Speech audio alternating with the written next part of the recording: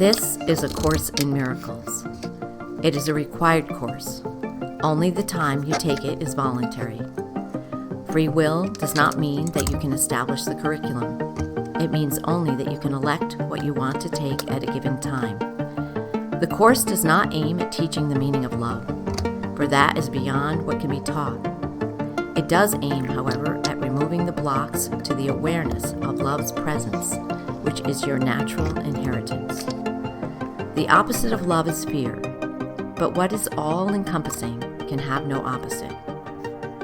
This course can therefore be summed up very simply in this way. Nothing real can be threatened. Nothing unreal exists. Herein lies the peace of God.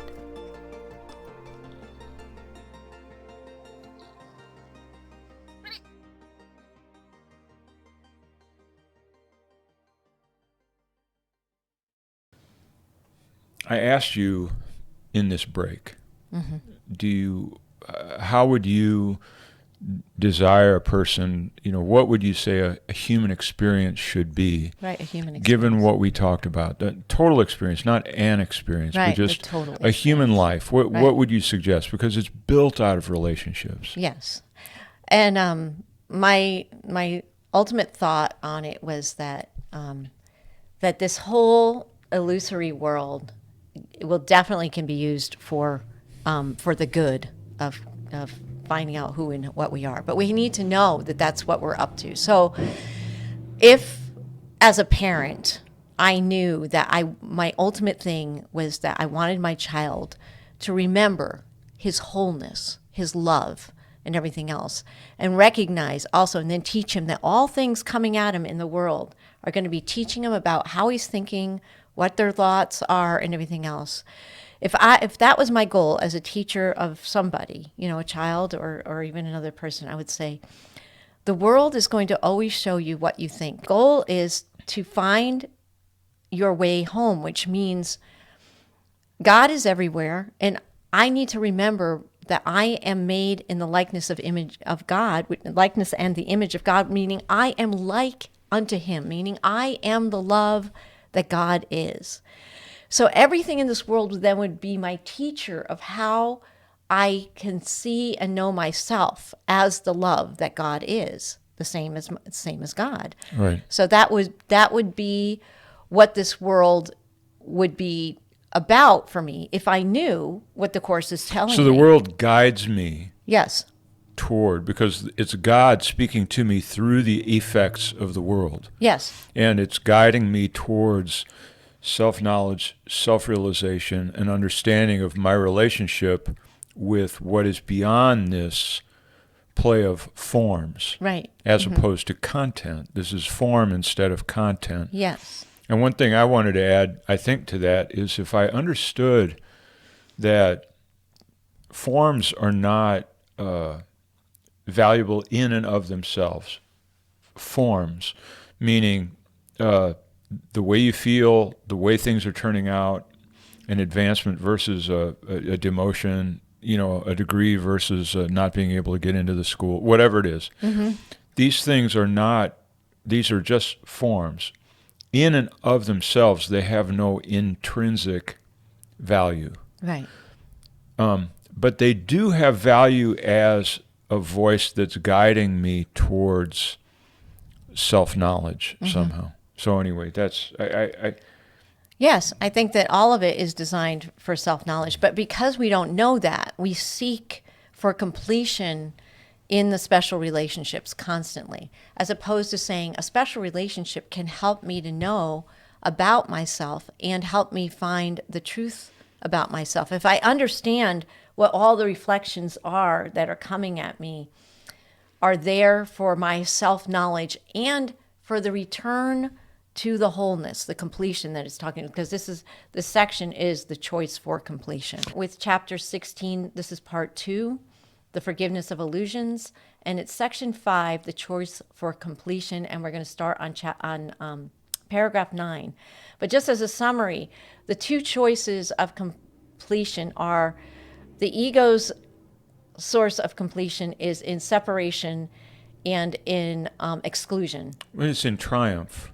And triumph. The ego is. Yeah, but the ego it's seeks exclusion victory. and triumph. Right, Yeah, but and the way it accomplishes victory yes. is through exclusion. Yes. And separation and specialness. Right. And then what's the other one? The other one is the God realm is God is all, and so therefore it's in union and an extension.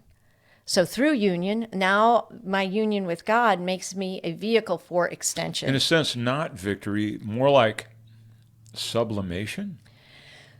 I don't know exactly what sublimation is. So what is the word sublimation? I thought that's something like something turning into something else as opposed to... Sublimation, as far as I know, means taking the energies that I would usually put in the world towards, let's say, victory, and putting them towards participation in my life, a full participation, not conquest, but participation somehow, and to try to understand the language of participation. Yeah, and the participation... Or relationship. It would be in the union and extension. And again, that comes from recognizing who and what I am. That means that the love of God is in me. It's all around me. Now I become a vehicle. I relax, and I open myself to the things that are placed in front of me as my teachers. Will I allow myself to not go into fear because of my judgments and everything else of what is showing up in my life? Or will I say, oh, this is my teacher. God, I want to know who I am.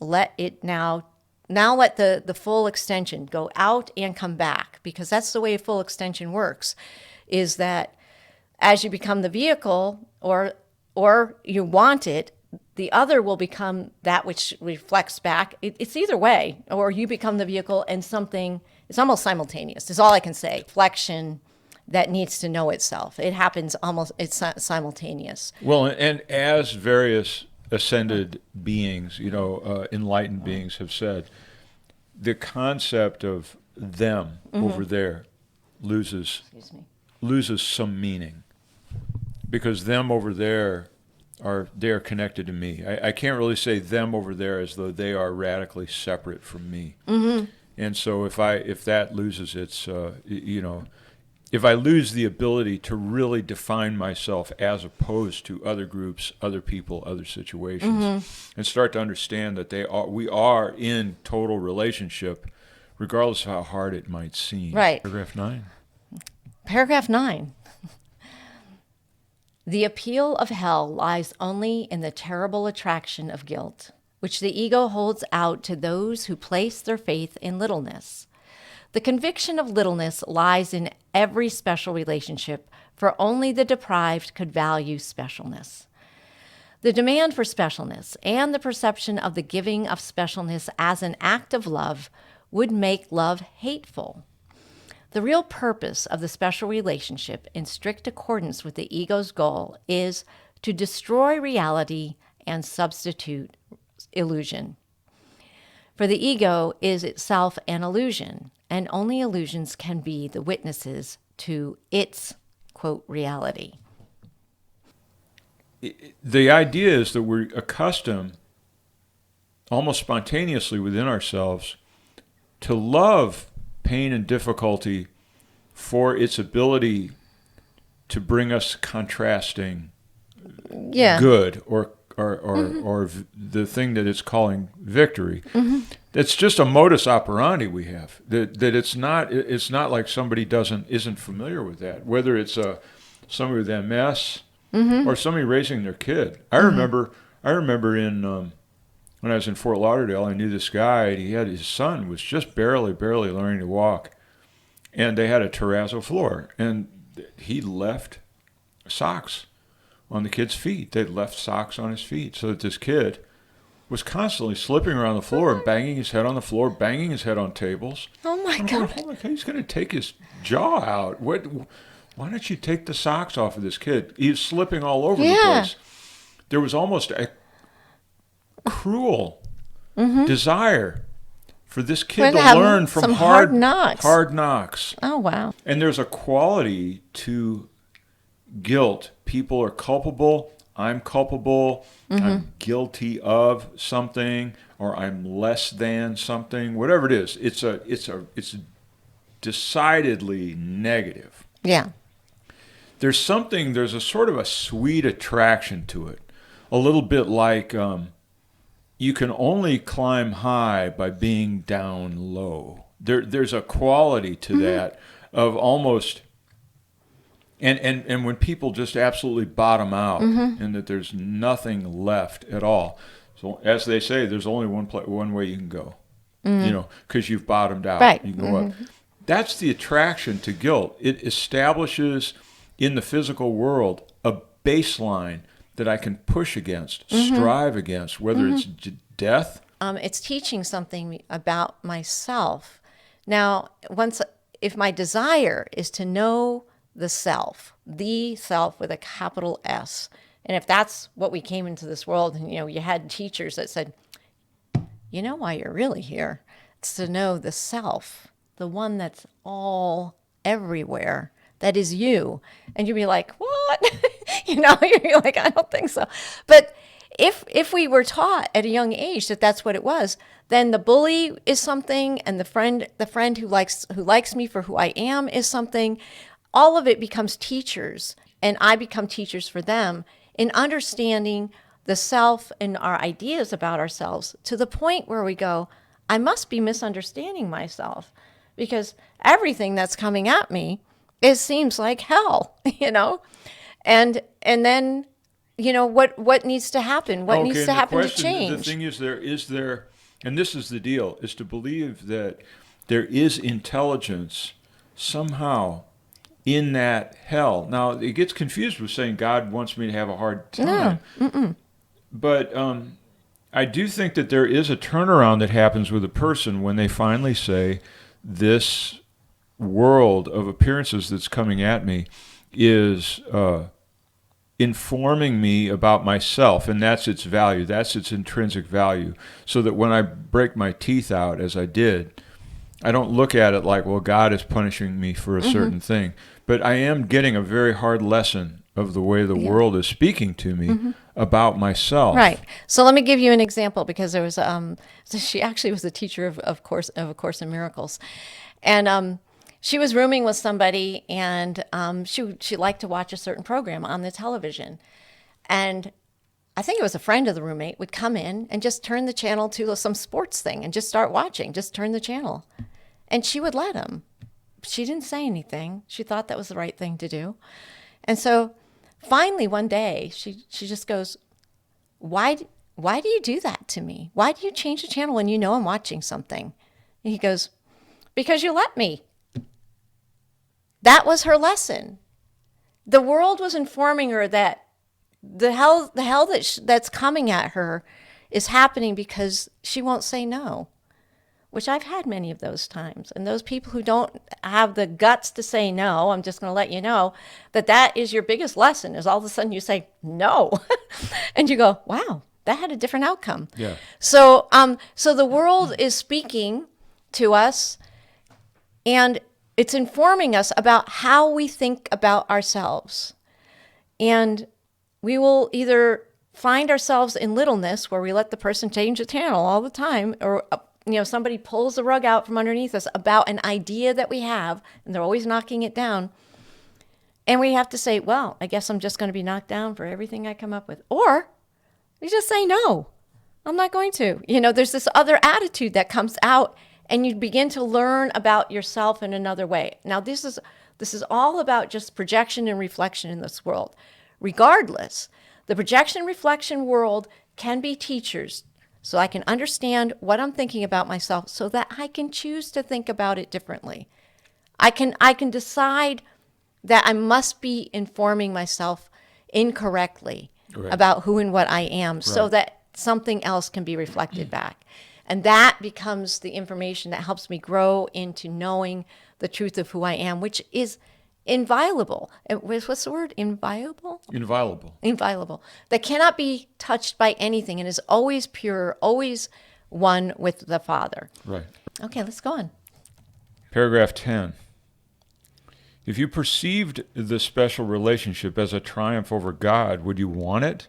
Let us not think of its fearful nature, nor of the guilt it must entail, nor of the sadness and the loneliness. For these are only attributes of the whole religion of separation and of the total context in which it is thought to occur. The central theme in its litany to sacrifice is that God must die so you can live. And it is this theme that is acted out in the special relationship. Through the death of yourself, you think you can attack another self and snatch it from the other to replace the self that you despise. And you despise it because you do not think it offers the specialness that you demand. In hating it, you have made it little and unworthy because you are afraid of it. Obviously, there's a lot of stuff here about crucifixion. Yeah. Right? Yeah.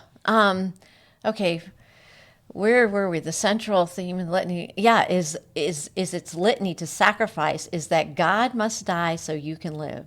And when I read this earlier, I said, well, isn't that what we did when Jesus died on the cross? I mean, it was the perfect example of needing to kill God so that I can live, or so that the ego's world can live. Now, if you want to just look at it from the symbolic world of the Sanhedrin and the Sadducees and the the Pharisees. The Sadducees and the the Sanhedrin.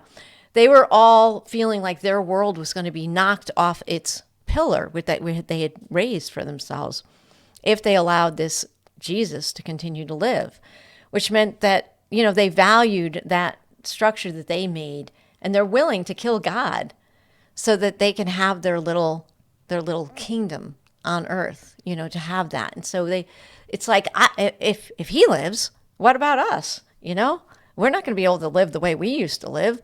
We need to get rid of him. Well, and so that's where the ego, all I'm saying is that's where the ego works. And it says, and this theme that is acted out in this, and it is this theme that is acted out in the special relationship. That's the theme that we use. And through the death of yourself, the little self, you think that you can attack another self. Well, to walk through that slowly, I'm going to say the special relationship this is how I view it, this is my understanding, is that, let's say I approach another person in a relationship. Mm-hmm. I feel small, I might feel insecure, or I might feel narcissistic, I might feel huge, whatever it is. If I do feel these things, one way or another, if I am seeking one way or another, if I am seeking to enlarge myself through a relationship with another person by accumulating their stuff, I'm willing to sacrifice myself in the relationship, meaning I'm willing to be insincere, I'm willing to take the hits, I'm willing to take the blows, I'm willing to compromise, I'm willing to and it can take extremes, but I'm willing to chop myself off in the relationship. Why? Because I view that relationship with that other person as they have something more valuable than me. Mm-hmm. If I kill myself, then I can steal theirs. Oh, yeah. Mm-hmm. Yeah. Allow myself to be so little I can take what they have to give me. And so that there is that quality of seeing if I can play the game such that I may lose what I think is myself, the bad stuff. Mm-hmm. And what isn't the movie, which I did not see, Pretty Woman? Isn't it kind of like the prostitute that ends up with a great millionaire guy or something like that? Isn't there there's a theme that we have? Well, I mean, very much in Hollywood we see, the very, very young woman with this old man or whatever. What is she, she's getting the house, the security, all of the things that, make life fun or whatever. But she has to not think as great of herself to feel as though, it's not like I really want this guy as a sexual partner or whatever they want out of the relationship. It's not really they're giving up something is what I'm saying. They're giving up something, and what do they really think of themselves? I Both don't people, know. everybody's giving up something. Everybody's giving up something in the hopes of getting something better in return. And that sense of economy, regardless of how well thought out it is, it cannot succeed. It can't, not that it won't or not that it's not likely to, it cannot succeed. And that the only thing that will succeed is my personal realization of wholeness with my source. Yeah. Now, if I'm born in the void, nihilistic, and that I therefore have to kind of like eat souls to be bigger, because I was born out of nothing, and so I can accumulate. And I'd say that's some of the trouble is if I think, or I've got the delusion that I came from nowhere and that I'm worthless and that I can only accumulate value through the things I do or the people that I'm with. Then you become a vampire. You become you are a leech, vampire. or whatever you want to call it. Yeah. Yeah. Yeah. I don't know if there was anything else on that one. No, I paragraph think we're just 11. going to go on. Paragraph 11. How can you grant unlimited power to what you think you have attacked? So fearful has the truth become to you that unless it is weak and little and unworthy of value, you would not dare to look upon it. You think it is safer now to endow the little self you made with the power you wrested from the truth, triumphing over it and leaving it helpless. Wow. Power you wrested from truth, triumphing over it and leaving it helpless. See how exactly is this ritual enacted in the special relationship. An altar is erected in between two separate people, on which each seeks to kill his self, and on his body raise another self to take its power from his death. Over and over and over, this ritual is enacted, and it is never completed, nor ever will it be completed. The ritual of completion cannot complete, for life arises not from death, nor heaven from hell. Let's walk through that just a little bit to try to understand what it's saying. It's really difficult to say. It's difficult to believe, actually. So in the relationship, I think that I've given something up, and now I'm stealing it from the other, so I've attacked it. So fearful has the truth become to you that unless it is weak and little, the unworthy unworthy of value, you would not dare to look upon it. So fearful has the truth become that unless it is weak and little, and unworthy of value, you would not dare to look upon it. Now, this is the truth that we want to find out about ourselves, but we make it little and weak. Is it the other person in the relationship? I wasn't really sure on that. What do you feel? It says, so fearful has the truth become to you that unless it is weak and little and unworthy of value, you would not dare to look upon it. You think it safer to endow the little self you made with the power you wrested from truth, triumphing over it. Okay, and so leaving instead it of helpless. me sharing, instead of being conjoined with my source is God. In other words, there's an organic wholeness between me and my source. I have, in my laboratory of self, I have fabricated a little being, and that little being, I take and endow it with truth.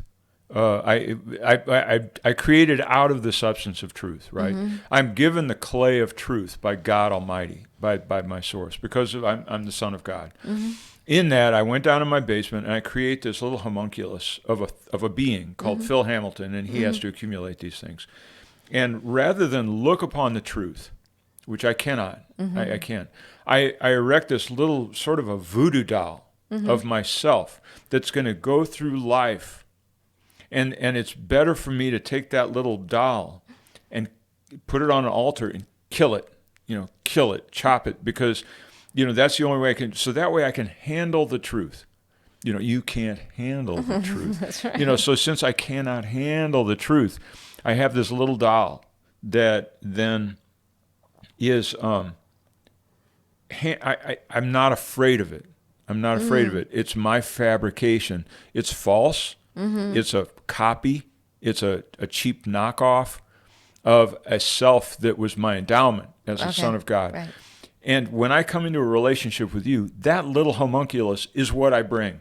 I don't bring that I'm a son of God. I bring that little voodoo doll. Okay. And you say, and I'll bring my little voodoo doll too. yeah, right. And I say, watch, I'll give you my voodoo doll, or you'll say, chop off his leg. And I'll go, okay, here, chop off his leg. And we go through this ritual, of exchanging these small creations that we made until we experience the truth, until we experience wholeness. It's almost like, because I grabbed into truth and created this homunculus, I consider that value. I consider it an economic fixed quantity. It's almost like you stole something from God. Yeah, and I can bring it to another person and get that other person. I can get that other person by trading off this little homunculus. Okay. You know what I'm saying? And then you do the same thing. And so that what ends up happening is we say, see there, we have wholeness, where I gave her my little homunculus. And I think, because I'm in what's the racket though? The racket is wholeness. And so that we really are like, let's say, completion. They call it completion. Right, Yeah. right. And so maybe it's like two children in the park, one with acorns and one with rocks, and they're exchanging them, and it's just a game of exchange, and yet they themselves rise and have this feeling. That's an interesting example. That was off of the statement, the third statement there. You think it's safer to endow the little self you made with power you wrested from truth, triumphing over it and leaving it helpless. It's almost like you brought it on the altar and then sacrificed it. I can do with it whatever I want to. Yeah, okay. Because it's not the truth anymore, but I kind of say it's like the truth. It's as good as it gets. Yeah. See how exactly it is this ritual enacted in the special relationship. An altar is erected in between two separate people on which each seeks to kill his self, my little homunculus, kill it, and on his body raise another self to take its power from his death. And am I raising the other self? Is that you that I'm raising off of me? Like if I'm killing... I killed off my little voodoo doll, and I get something from you. Okay. Now, I think I'm getting a real deal from you, because that's why I'm in this deal, because I think it's better than mine. Okay. I think yours is better than mine. Right. And so I take what I'm getting from that. Look I'm with this great lady, man. Look at me. All I got to do is get the red Corvette, and I'm set. And I erect that on top of this corpse. In other words, it's a little... Such an bizarre and ugly scene. But it's like a shadow of myself. And I understand. I know. But I actually think it might be beneficial. That the example is very beneficial. Well, if I go back to Sally, my first girlfriend, and if I go back to her, I of course felt like I had to go. She's a new girl. She's from another town, and so I said, well, she's pitiful. She's weak. She's probably disoriented, like I feel disoriented. Once again, I mean, it's obviously a modus operandi of mine to go to weak people.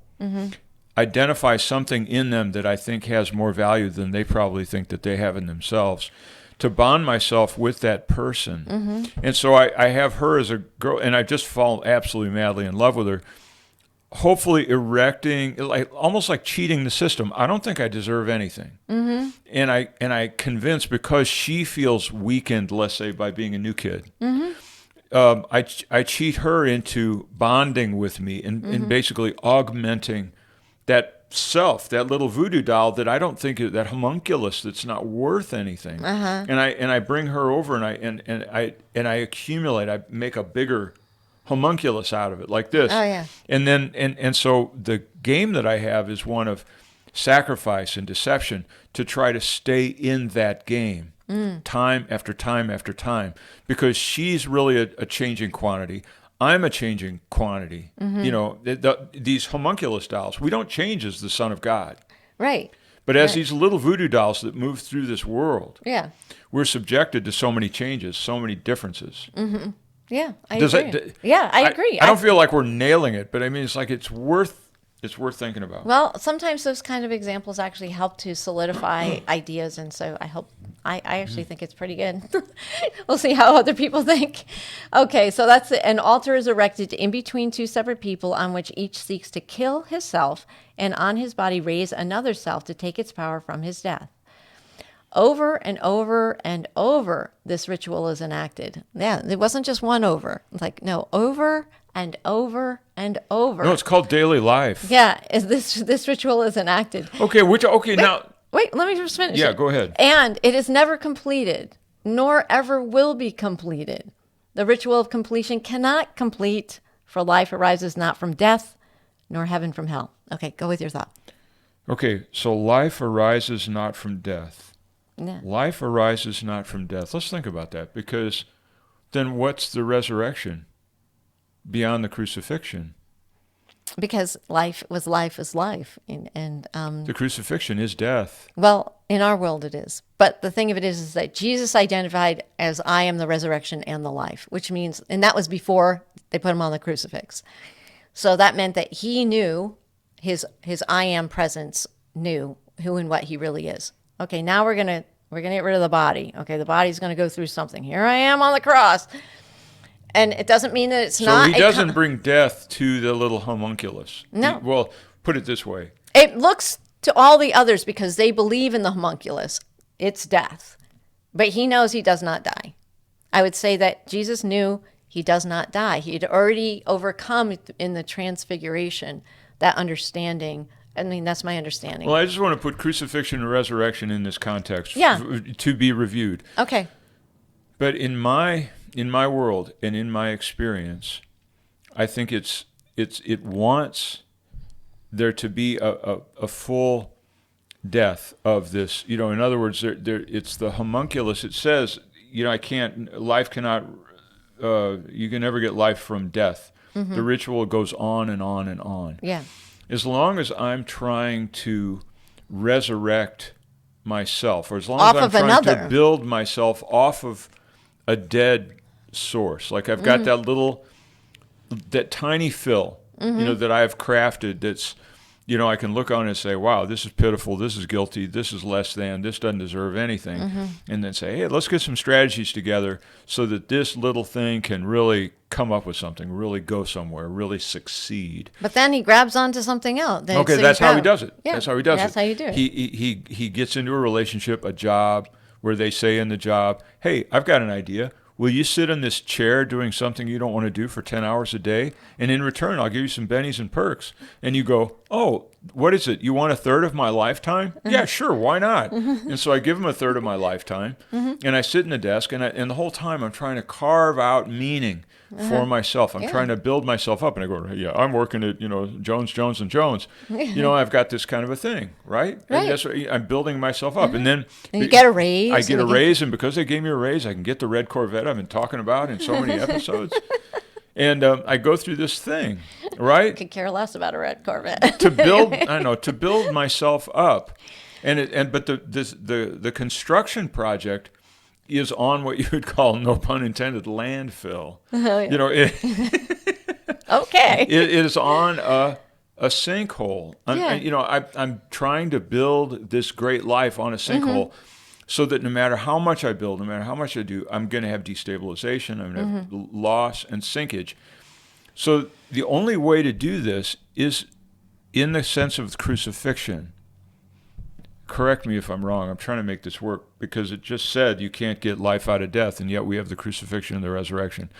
I'm going to say the crucifixion, Jesus is the symbol of resurrection. And I said the crucifixion is the symbol of the ego. Yeah. And so the body-centered self. So it is. the that's how I look at it. death that we go through, has to be the last useless journey. Right. In other words, it's the ego believing that it has a separate kingdom all by itself. This is the last God. thing I'm going to do. If I'm in that relationship and I'm bartering in that relationship, and I finally recognize that I'm in an economic relationship, I'm bartering, I say, this is the last useless journey. And I go on that journey and I do that thing and I get this result back. And then I'm in partnership with the Holy Spirit at that point and saying, get me out Yeah, of they this. call it, I mean, Get me out of this tomb. the dark night of the soul for a lot of Right. people who I are have to come out of this tomb. trying to go through their spiritual, unveiling of the true self. Sometimes, the ego goes through some pretty crazy hells to Okay, prove himself. Paragraph 12. Okay. Whenever any form of special relationship tempts you to seek for love in ritual, remember love is content and not form Right. of any kind. The special relationship is a ritual of form aimed at raising the form to take the place of God at the expense of content. There is no meaning in the form, and there will never be. The special relationship must be recognized for what it is, a senseless ritual in which strength is extracted from the death of God and invested in his killer as the sign that form has triumphed over content and love has lost its meaning. Would you want this to be possible, even apart from its evident impossibility? If it were possible, you would have made yourself helpless. God is not angry. He merely could not let this happen. You cannot change his mind. No rituals that you have set up in which the dance of death delights you can bring death to the eternal, nor can your chosen substitute for the wholeness of God have any influence at all upon it.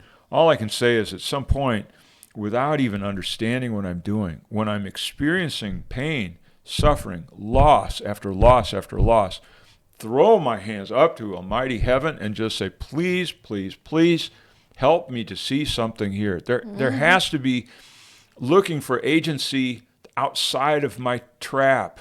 Yeah. I'm being trapped in a game of material substances, all of them rotting, all of them falling apart, none of them with any inherent meaning, none of them with intrinsic value. And I'm caught in that bind. The only way out, as you're in a prison, someone throw me the keys. Please, someone throw me the keys. Right. Well, I mean, I don't know what else you want to pull out of that. The special relationship is a ritual of form. Again, this is the form versus content. Okay, go into that. The content is the love. The love, as with the big L, it is the love that is everywhere and through all things. The content is the truth of who and what I am. That's as right. a son, as a child of God Almighty, never separate. I've inherited all of the attributes that I would hang on God. Omniscience, omnipresence, blah, blah, blah, blah, blah. Yeah. I have all that. The rub is I cannot have that in my separateness. Right. I can only have that in dissolving the wall that I've built against the sonship, against those around me. Yeah. I can't conquer those guys out there. I can't be victorious over my world. I can't. I have to bring this together so that the world and I are unified, so that I can have those incredible attributes of God. Right. Right. Does that make sense? Yes. Let's see if there's anything else. Yeah, because it says it's a senseless ritual in which strength is extracted from the death of God and invested in his killer, which would be the ego, as the sign that form has triumphed over content and love has lost its meaning. Okay, what does that look like? Go back, or not, or I can. No. I mean, go into, let's say, your former relationship, because I use that. It's so great. It's such a great relationship because it was so spiritual. It was nothing but a spirit. It was founded on spiritual. Yeah, my last relationship. Yeah. It was founded on spiritual reasons, Yeah. and the conversation on a daily basis was nothing but spirituality and God and service, And we even used the Course in Miracles. So how does some of these play in this? So the form ended up being a mixing of levels, because while we were doing this, also Abraham Hicks, ask and thou shalt receive. That's right. Okay. You want a boat? Yeah. So all these people were doing all this manifest your reality and everything else. And so we were mixing these two levels, and the one really, we might have been reading this, but we were practicing we're going to manifest our reality. And people are measuring their success spiritually by whether they get the boat or not. Yeah, that's what was happening. Amazing. Yeah. So, I mean, it was based on, big reveal here. It was based on all of that. But the thing of it is that that's, God is not, as we say, God is not a Coke machine where, you visualize whatever, and the quarter or whatever, how much it is these days is probably $1. You put it in and you go, hey, got a Coke, because I gave my little pittance to God, and I visualized my Coke, and therefore I got a Coke. What was yours? Because I know you didn't want a boat. I know you didn't want a motorcycle, and I know house you didn't on the want a hill. house on. You didn't even want a house on No, the hill. I didn't. What did you want?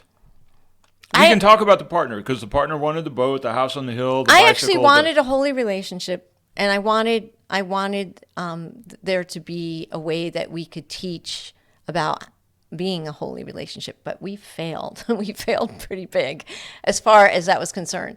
We both were wanting something from the other that the other wasn't giving. What would the sonship be saying to you in that? Just in terms of that, if you just right now went back and you said, okay, this is all speaking to me. I'm in this relationship. Okay, let's oversimplify it. The guy wants a house on the hill. He wants a boat. He wants a bunch of bicycles. He wants to be king for a day, and he wants to be on the Oprah Winfrey Show. Okay, she doesn't want any of this stuff. No, she but doesn't want any of that stuff. As he would, or did you? No, as he would say, you say yes, but do no, which meant that I didn't think that any of that was going to bring me the happiness and the union that I was looking for, because I had already had that experience of union with God. So, I mean, the union with all. So I had one of those experiences. And so. But you were caught in a painful relationship. How is this persisting since you're great? Because you understand, you had a spiritual experience, you understand these things. How is it that you're still trapped? How is it your hand is still in that monkey trap? What was it that you were engaged in that's a special relationship? I started to put him on a pedestal and made him the guru of our relationship. It says because he was getting all kinds of information, quote, downloads from at night and things like that. So it was like as if, suddenly he was getting the goods from the heavenly realms. And so it got turned over. And so even though it wasn't in keeping with my own understanding and everything else, I was willing to let it go there. You know what? You said something earlier when we were sitting there, just as a getting to it. Any guru, no matter how big and how wonderful and how wise they are, this place...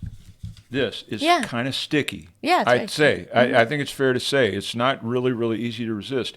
And if you get the good stuff, meaning praise, adulation, money, things seem to go your direction. Things seem to work for you, your relationship. Things are kind of good. It's easy to slide into working to increase those. Just think about the thumbs up on Facebook. Oh, right. Thumbs up, thumbs up, thumbs up, thumbs up. So then we place our value in the Who gave me a thumbs down? What did I say? Yeah. Right. Or one little negative and you don't know, troll writing down underneath your video. It's like, this is the most crazy thing. This is the most worthless thing I've ever. What did I say wrong? What do you go back and listen to it 400 times? Yeah. So it's an addictive. You mentioned that it can be addicting and can get us off the track if things are going well, whether it's health, anything in the body, anything in these forms. But there was a lot of things that weren't going well, and yet we still thought we could manifest our way out of our unwell places, including homelessness, by the way. I know. But the forms don't matter. Really, the forms don't matter. You just chose... Homelessness is a nice form because you feel like, wow, this is the worst form you could want. In a sense. Well, for some it is. Well, I know. Well, for people that are really homeless, it is. Yeah. But if you're kind of like homeless by choice, it's not that bad. Yeah, it was kind of by choice, not quite. No, it's by choice. Okay, like I worked in the electronic parts place, and I had my degree in architecture. I could have been an architect, but instead, I got my long hair. I look like Jesus. I'm wearing Birkenstocks, and I'm loading electronic parts. And the people on the shop, they understood what was going on. And people on the other side would say, it's Jesus, he's come to save us. You can hardly believe it. I had longer hair. It was much younger. Okay. Anyway. So anyway, it ended up in this particular thing where it says, God is not angry. He merely would not let this happen. You cannot change his mind. No rituals that you have set up in which the dance of death delights you can bring death to the eternal. Nor can your chosen substitute for the wholeness of God have any influence at all upon it. Thank God that God is not angry. Wholeness isn't disturbed by all of my outpicturings that I have created for my life, my own little hellscapes or lovescapes, whatever you want to call them.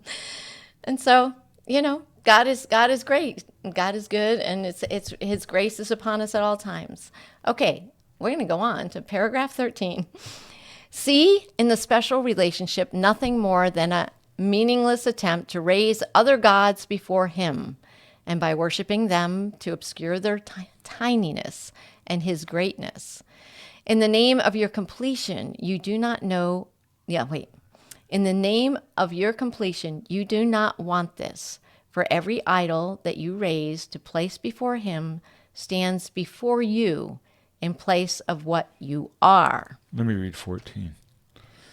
Salvation lies in the simple fact that illusions are not fearful because they are not true. They but seem to be fearful to the extent to which you fail to recognize them for what they are, and you will fail to do this to the extent to which you want them to be true. And to the same extent you are denying truth, and so are failing to make the simple choice between truth and illusion, God and fantasy. Remember this, and you will have no difficulty in perceiving the decision as just what it is and nothing more. Okay, so it just gave me an axiom. What is it? And to the same extent that you are denying truth, and so are failing to make the simple choice between truth and illusion, God and fantasy, what is it telling me? Salvation lies in the simple fact that illusions are not fearful because they're not true. So this is coming full circle now to, so recognize this. This is what it wants you to recognize in this final paragraph. They but seem to be fearful to the extent in which you fail to recognize them for what they are, the illusion. And you will fail to do this to the extent in which you want them to be true. I want my illusions to be true. I want my special relationship to be true. And to the same extent you are denying truth. Yeah, the truth of who we are. And so are failing to make the simple choice. Okay, here's your choice between truth and illusion. Between the completion that happens through union, which is the truth, and illusion, which is I have my special love relationships that both experience heaven and hell in the same relationship all the time. And God and fantasy, because God is the real and the fantasy is fantasy. Remember this, and you will have no difficulty in perceiving the decision. There's always a decision that must be made. The decision as just what it is and nothing more. It's the decision between truth and illusion, between the completion that the ego holds out, which has it wants separation, and I forget what the other word was. But anyway, it wants separation, and the other, in God's way, wants union and extension. Right. The separation. Triumph. The ego wants to and arise exclusion. victorious. That was the word I was looking for. Exclusion, separation, but it wants to arise victorious. In other words, beat the system. I've isolated my illusion bubble, but watch me make it as good as heaven. That's the main thing. We need to understand what we're deciding for and the choice for completion. If you want completion according to God, the union and the extension, you need to know that everything else, you're making a choice not for that. That's the way it works. So it gives one of these, sounds like something your grandmother, your great-grandmother would tell you, a reductionist statement, which is the first line in paragraph 13. And it says, see in the special relationship nothing more than a meaningless attempt to raise other gods before him, God, and by worshiping them to obscure their tininess and his greatness. So if I'm in a relationship and I'm saying I'm in it just in a locked dance with Joanna, if we're locked into a relationship and we're going to make this great right here, somewhere or another. Yeah, particularly if we don't think it's that great, but we're going to make it great. Well, even whatever it is, we're going to lock in and make it great. Okay. And we're going to do that by making, let's say, having a Dickens Christmas, we go to London and we have a Dickens Christmas. Or we get a car that reflects what we're about. Or the house is fixed up in a certain way to reflect who and what we are. Or the friend selection is a certain... As long as we play that game of horizontal quantities, we are... Those are all our little idols and gods. Absolutely. We're putting them on an altar to be worshipped for one reason: to make the real God little. Yeah. So that I no longer watch me. I've got my world. You go take a hike, take a rest. God Almighty, I've got it covered here, right? Yes. Isn't that what's going on? Yes. And that's what it's simply saying. So that when the girl goes out with her boyfriend and grandma says, you're just putting him on an altar and, you're just not giving it to the big guy, Yeah. And he's like, and she says, what do you mean? It's just a date, whatever. She says, you got to ask yourself that question. You've got to decide in yourself what game you're really playing here. Is this right? Yes, I agree. Yeah, you have to understand what is on your altar. What have you placed there? Because that is what will reflect back in this world.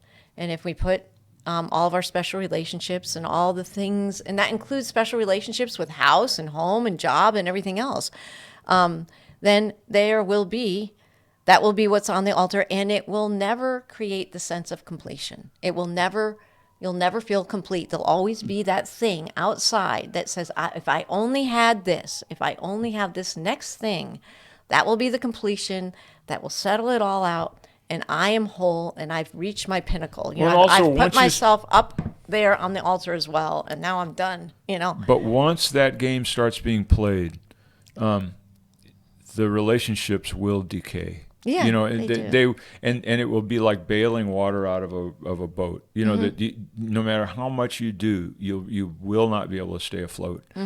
You have to go to this transcendent place, or things just get more and more complicated, and more difficult, and more hopeless. And because why? Because the sonship is trying to communicate to me right what I am. And if I have these special relationships on an altar saying this is going to save me, could be spiritual, could be all kinds of things, but only within myself do I know if I have created a false god. Right. And if I have a false god in some form like that, and even God Almighty out there as the great God up above, that can be a false god. It can be a false god because it says, and I believe this, it's the way the world is coming at me in my life, in the curriculum of what my life is. That's God speaking to me. And so I can actually erect a false god saying, yeah, see, you over here, you're a loser. You're not keeping up with me. I'm on a spiritual path. That can be a false god as well. Yeah, it can be. Particularly if you think that, something outside of you is the thing that saves you. It's not outside of us. We participate in the dance with God. That's what saves us. It's not like an other. Do you know what I mean? God is there and I'm here. So if I have the belief that God or Jesus is going to save me from myself, it's only through the union of myself with Jesus that I'm saved. It's only through my union with God that I am saved. It's in the union, not as, oh, God's going to reach in and save me from my little self and reach me out. It doesn't really work that way. And there is a belief in this world that, the second coming of Jesus and everything else, that's what saves the world. Well, guess what? The second coming of Jesus or the Christ is most likely the light that expands from every single one of us. In other words, it's a Neo moment where all of a sudden in the Matrix, where all of a sudden the light now is the illusion all busts of it. up. It busts. It just Right. busts because he's unified with the one. Well, Mahatma Gandhi had a quote, and it was, God would not appear as other than food to a starving man. So if I'm starving, I'm looking for food. It's Right. a delusion, it's an illusion, it's whatever, but it's where I am. So immediacy is, God is immediate. Jesus is immediate. I don't have to go someplace. It's right here. Where's God right now? Okay, reveal yourself. He's here somewhere, right here, right here. Right. It's not like I have to go do a workshop or go to some sort of church, temple, whatever.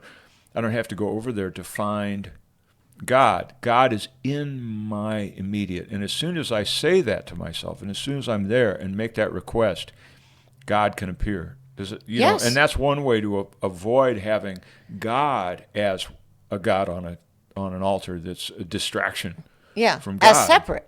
Yeah, all of a sudden he's separate. He's in his heavenly realm, and I'm here just a little peon on earth. No, that's impossible. Right. God is everywhere. Right. 15. The core of the separation the core of the separation illusion lies simply in the fantasy of destruction of love's meaning. And unless love's meaning is restored to you, you cannot know yourself who share its meaning. Separation is only the decision not to know yourself. This whole thought system is a carefully contrived learning experience designed to lead away from the truth and into fantasy. Yet, for every learning that would hurt you, God offers you correction and complete escape from all its consequences. The decision whether or not to listen to this course and follow it is but the choice between truth and illusion. For here is truth, separated from illusion and not confused with it at all. How simple does this choice become when it is perceived as only what it is? Confusion in choosing. Let me reread that. Okay. For only fantasies make confusion in choosing possible, and they are totally unreal.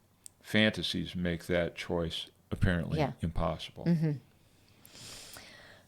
So the core of separation, back at 15, lies simply in the fantasy of the destruction of love's meaning. And unless love's meaning is restored to you, you cannot know yourself who share its meaning.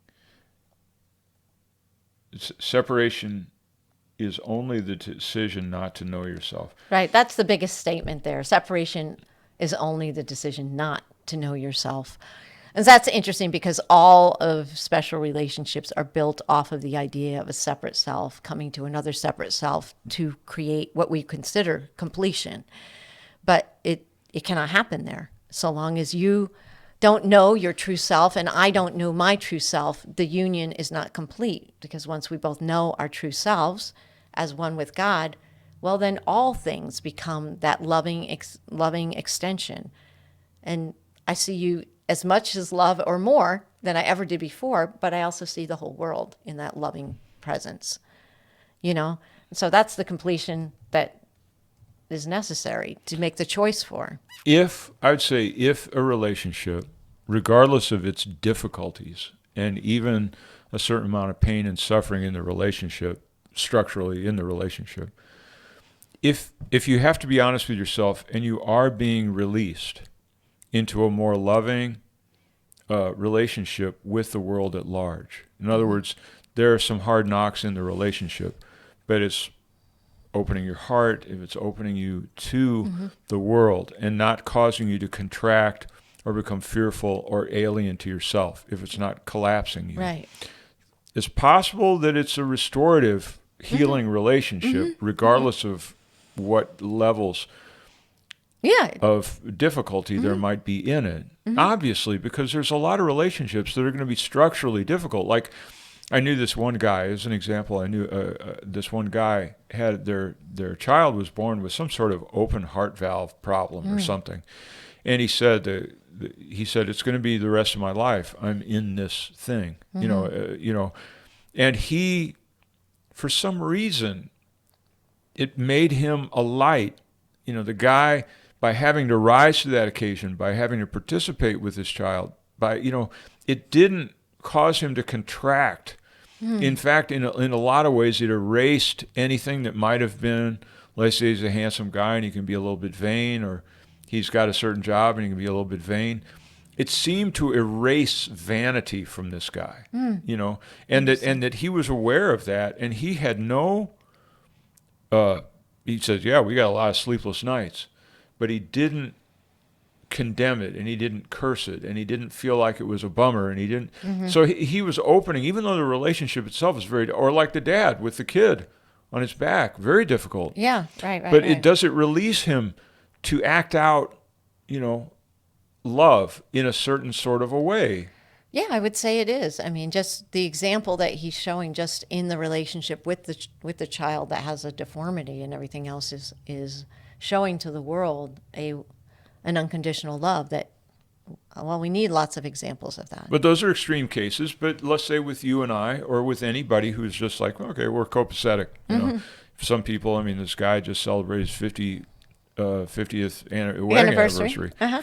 So at some point you have a certain routine, a certain ritual, a certain pattern, and how on earth, you've looked under every rock, so to speak. Right. But can a relationship, whether it's 50 years or 5 minutes, I guess, release me?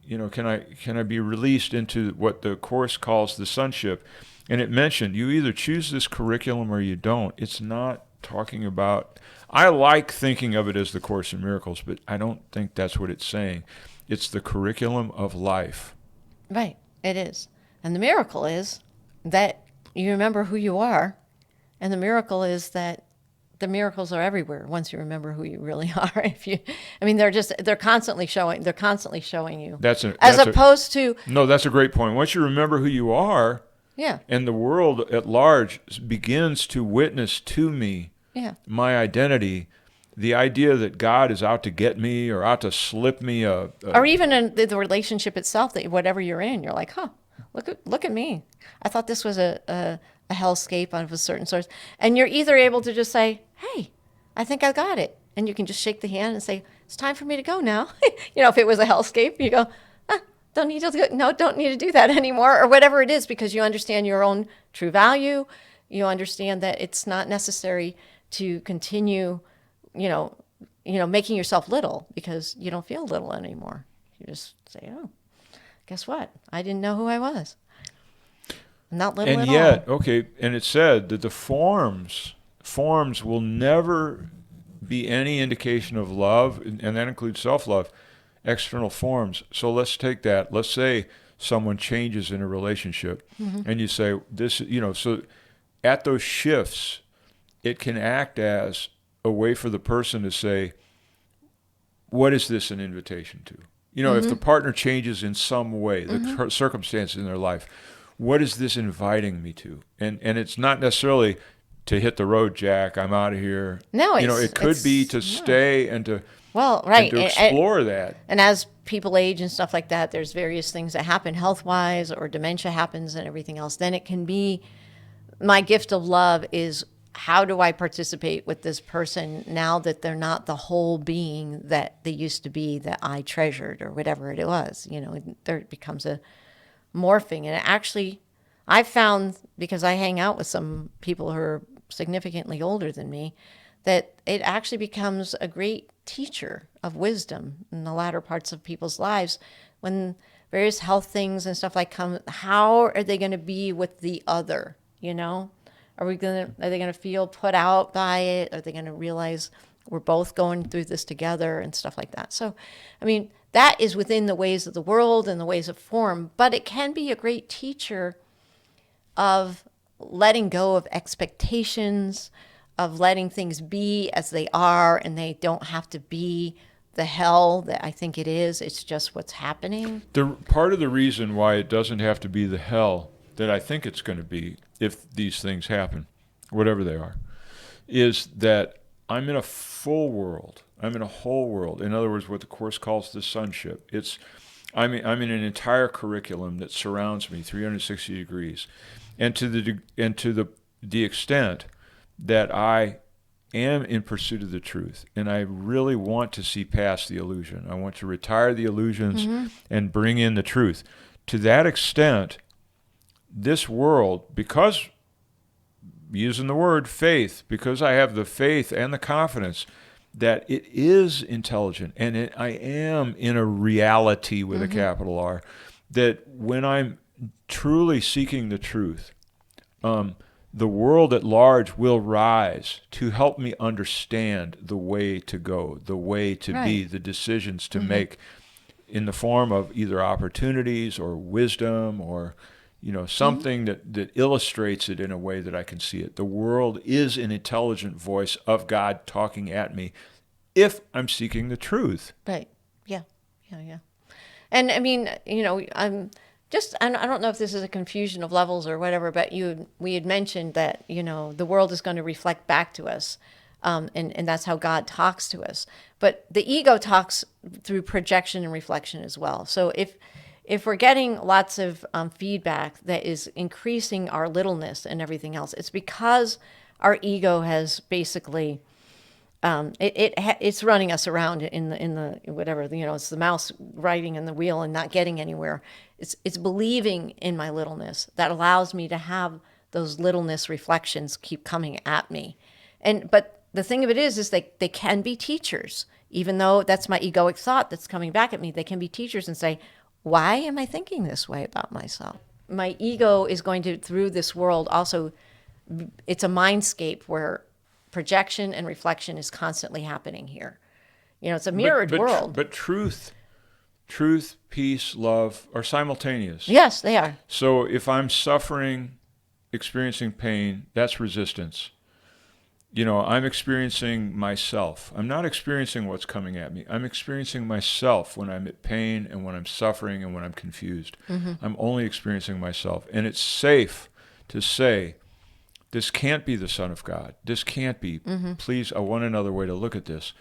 Because if that is my experience, it is not God dealing me a bad hand. Right. Now, an example was, I think I've told this before, I'm going to tell it again. I thought I was going to be a Zen laborer. I thought I was going to do data entry, two-finger hunt and peck data entry. And I wanted to avoid the architecture thing. I had a lot of judgments about being an architect or, in the racket of doing renderings or whatever, artworks. A lot of judgment, a lot of self-righteousness, really. Mm-hmm. I'm better than this. This is basically immoral and all that kind of thing. Mm-hmm. So I'm going to be a Zen laborer, so that's going to be more moral to do data entry for, Kimberly-Clark, paper company or something. Mm-hmm. So I go down, I take the test. She said, no, you're so lousy on the data entry that we can put you on the loading dock for $4.75 an hour. And I drove back from that, getting that readout, that this is who you are, Phil. You're $4.75 an hour. Oh, my God. You're on the loading dock. And I'm going, wait a second. I got my degree in architecture. On a bad day, I'm making $10 to $12 an hour at that time. Mm-hmm. On a bad day, in an air-conditioned room, sitting on my butt, listening to music and drawing. It's like, no comparison here. And so I'm driving back from there, just ranting and raving, cussing out God up one side and down the other. If you want to blow it, if this is your big idea of what to do with moi, if this is your big idea, then, have at it. Waste me. It's like, just as if it's his wasting it. You're the one who's doing it. I'm going, God, go ahead. It's your business. This is what you want to do with me. Your business. Trash it, man. Trash it. It's just a big joke on you. And that was my prayer. Mm-hmm. And I was very sincere in it. Very, very sincere. I walk in the door, and my ex at the time, this was a long time ago, she goes, this guy called from this architect's office. She was your wife at the time, not your ex. Yeah, she was my wife at the time, not my ex, right? We're talking 30 years ago. Okay. And I walk in the door, and she goes, Frank called. He wants to talk to you. I call Frank, and he said, hey, Phil, I just want to find out if you're in town. And we had just gotten in town, as a matter of fact. And so I ended up having work that month with these guys. It was on the heels of me cussing out God. It was absolutely cause and effect, where I rake God over the coals. I walk in the door, and it's saying, I didn't know you wanted a job. It's a God. God. Yeah. I didn't know you wanted a job. Here, go do this. This is probably better. And so I did it. I made $6,000 that month. Oh my gosh. I made $6,000, which now the equivalent now would be probably more like 12. Yeah. So I made $6,000 at that time. And now the deal isn't if you cuss out God, he'll get you $6,000, right? It's not the Coke machine. It was I had to learn something about myself. This lesson went on and on and on. Learn about yourself. Learn you are not the shrimp. You are not a midget. You are not less than. You are not worthless. it almost makes me cry to think about it, realizing, because I've never really thought about these events that want to lead me from a really crap-ass, lousy self-image where I'm always climbing my way out of a hole and everybody around me is better than I am, kind of a thing. Not to be better, not to win, but just to have self-worth, an inherent self-value. Right. You don't have to identify yourself with the lowest common denominator in every situation as an outpicturing of who you think you are. Right. Yeah. And so, but in any case, I did that. And what I'm saying is that this God, this curriculum, it wants us to know who we are. Yeah, it does. I agree. It does. Yeah. And it's just a matter if we want to take the road of hard knocks or not. Most of the time we learn that way. Okay, so we left off where the decision whether or not to listen to this course and follow it is but the choice between truth and illusion. That was the last paragraph, and it is a decision. And now the final paragraph is paragraph 17. This year is thus the time to make the easiest decision that ever confronted you, and also the only one. You will cross the bridge into reality simply because you will recognize that God is on the other side, and nothing at all is here. It is impossible not to make the natural decision as this is realized. So there's your bridge. God's holding out his hand. He's saying, come on. Just come on, do the course. Hey, come on. This is the last chapter. If you guys are following with us, I'm sorry. Goodbye. This is the last end. paragraph. This is the end. It's easy. It's the easiest decision we ever made. It's the easiest decision. Everything else from here on is just an exercise in simple Truth pleasures. or illusion. Okay. Okay, I guess we should say goodbye. I guess we'll say goodbye. Good night. Speaking of which, we're on our way somewhere. Thank you very much. Thank you.